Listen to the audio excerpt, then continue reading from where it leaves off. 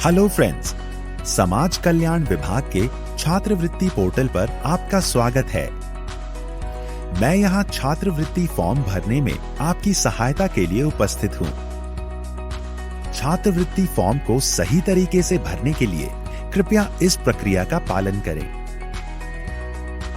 यह है छात्रवृत्ति योजना के सक्षम पोर्टल का होम पेज।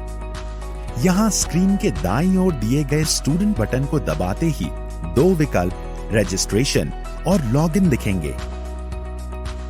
यहाँ पहले विकल्प रजिस्ट्रेशन को चुनें। रजिस्ट्रेशन केवल फ्रेश फॉर्म भरने वाले छात्रों के लिए ही है। जो रिन्यूअल के छात्र हैं, उन्हें केवल गत वर्ष के अंक तथा प्रवेश की तिथि एवं विश्वविद्यालय द्वारा दिया गया एनरोलमेंट नंबर, गत वर्ष प्राप्त अनुरक्षण भत्ता व फीस एवं वर्तमान वर्ष में जमा की गई फीस का विवरण ही भरना है।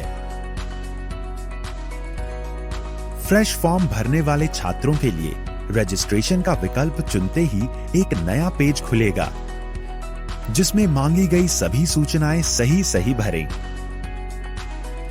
यहाँ इस बात का भी ध्यान रखें कि आपके हाई स्कूल प्रमाण पत्र में दी गई सूचनाओं के साथ ही आपके आधार कार्ड से भी आपका नाम और आपकी जन्म तिथि का मिलान आवेदन पूर्ण करने के लिए आवश्यक है। आपके आधार कार्ड से नाम और जन्म तिथि के सत्यापन के बाद इसी आधार नंबर से लिंक मोबाइल नंबर पर आए OTP से भी इसे सत्यापित होना जरूरी है। यदि आपके आधार कार्ड में दी गई सूचना में कोई अंतर हो तो इसे संशोधित कराकर ही आवेदन करें। सभी मांगी गई सूचनाएं फॉर्म में भरने के बाद जो पासवर्ड आप बनाएंगे उसे जरूर कहीं लिख लें। फॉर्म भरने के बाद सबमिट का बटन दबाएं। अब आपको लॉगिन करना होगा, परंतु उससे पहले कुछ जरूरी प्रपत्र या डॉक्यूमेंट अपने पास निकाल कर अवश्य रख लें, जो आपको इस फॉर्म भरने की पूरी प्रक्रिया में काम आएंगे। यह डॉक्यूमेंट्स हैं शैक्षिक योग्यता का अंक पत्र या प्रमाण पत्र, जाति प्रमाण पत्र, आय प्रमाण पत्र, बैंक पासबुक, शिक्षण संस्थान में जमा की गई शुल्क की रसीद, पाठ्यक्रम की अनिवार्य वार्षिक नॉन रिफंडेबल शुल्क धनराशि, वर्तमान विश्वविद्यालय या बोर्ड का अपना पंजीयन क्रमांक, आधार नंबर और हां, एक स्कैन की हुई पासपोर्ट आकार की फोटो भी, जो 20 KB से ज्यादा की ना हो।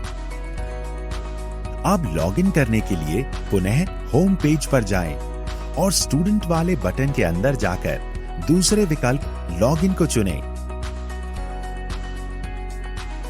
ध्यान रहे, लॉगिन उसी रजिस्ट्रेशन नंबर और अपने बनाए पासवर्ड से करें जो आपने रजिस्ट्रेशन करते समय लिखा था। और हां, रिन्यूअल वाले आवेदनों में पासवर्ड स्वतः जनरेट होता है। लॉगिन करते ही कुछ महत्वपूर्ण निर्देश आपके सामने खुल जाएंगे। उन्हें पढ़ें और टिक लगाकर प्रोसीड करें। प्रोसीड करते ही आपके सामने एक नया पेज खुलेगा, जिसमें दिए गए विकल्पों में से छात्रवृत्ति हेतु आवेदन पत्र भरें को चुनें। शैक्षणिक योग्यता से संबंधित जानकारी इस पेज पर भरें। यह समस्त जानकारी आपको अपनी हाई स्कूल तथा इंटरमीडिएट की मार्कशीट या अंक तालिका में मिल जाएगी। इसे भरने के बाद सबमिट करना ना भूलें। इस नए पेज पर आपको अपनी निजी जानकारी भरनी है, जैसे उपजाति, पता इत्यादि। उपजाति या सब कास्ट भरते समय विशेष ध्यान रखें। समस्त सूचनाएं भरकर इसे भी अपडेट करें। अब इस नए खुले पेज पर मांगी गई जानकारी जैसे जाति व आय से संबंधित सूचनाएं अपनी जाति प्रमाण पत्र का क्रमांक व आवेदन पत्र क्रमांक एवं आय प्रमाण पत्र का क्रमांक व आवेदन पत्र क्रमांक देखकर सही भरें। इसे अपडेट करते ही हम बैंक से संबंधित मांगी गई सूचनाओं के पेज पर पहुंचेंगे। इन सूचनाओं को भरने के लिए अपनी बैंक पासबुक की मदद लें तथा जनपद, बैंक का नाम व बैंक शाखा का नाम सही सही सेलेक्ट करें तथा खाता नंबर ध्यानपूर्वक सही सही भरें।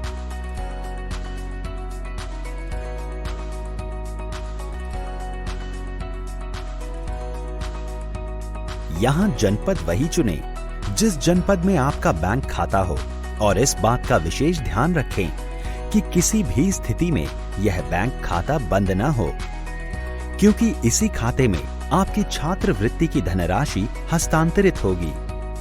अब इस पेज को पूरा भरने के बाद अपडेट करें। अब हम शुल्क संबंधित विवरण भरने वाले पेज पर हैं। इसमें मांगी गई सूचनाएं अपने प्रपत्रों को देखकर ही भरें व अपडेट करें। हम अपने गत वर्ष का विवरण भरने एक नए पेज पर आ गए हैं। यह सूचनाएं भी अपनी मार्कशीट या अंक तालिका देखकर भरें और पुनः अपडेट करें। तो लीजिए, आपने एक चरण पूरा कर लिया है। अब फिर से होम पेज पर जाकर फोटो अपलोड के विकल्प को चुनकर अपनी 20 KB वाली फोटो अपलोड करें। आपने यह चरण भी पूरा कर लिया है। अब आपका फॉर्म भर गया है। जांच के उपरांत ही अपना आवेदन पत्र या फॉर्म सबमिट करें। यहाँ मेरा आपसे अनुरोध है कि आप सभी छात्र अपना फॉर्म स्वयं ही भरें। यदि किसी अन्य माध्यम द्वारा फॉर्म भरवा रहे हैं तो सभी प्रविष्टियां भरवाने के बाद स्वयं जांच लें और फॉर्म भर जाने के बाद प्रयुक्त हुई सूचनाएं व अपना पासवर्ड अपने पास ही सुरक्षित रखें।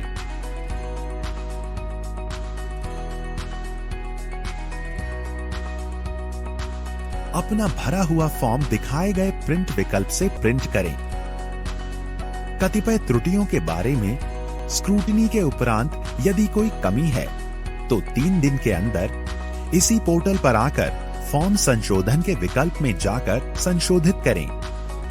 अब अपनी संस्था के लिए फॉर्म का एक फाइनल प्रिंट निकालें।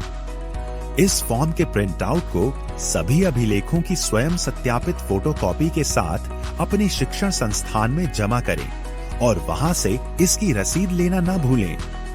आशा करता हूं इस जानकारी से आपको फॉर्म भरने में मदद मिली होगी। इसके साथ ही मैं समाज कल्याण विभाग की ओर से आपको आपके उज्जवल भविष्य की शुभकामनाएं देते हुए आपसे विदा लेता हूं। धन्यवाद।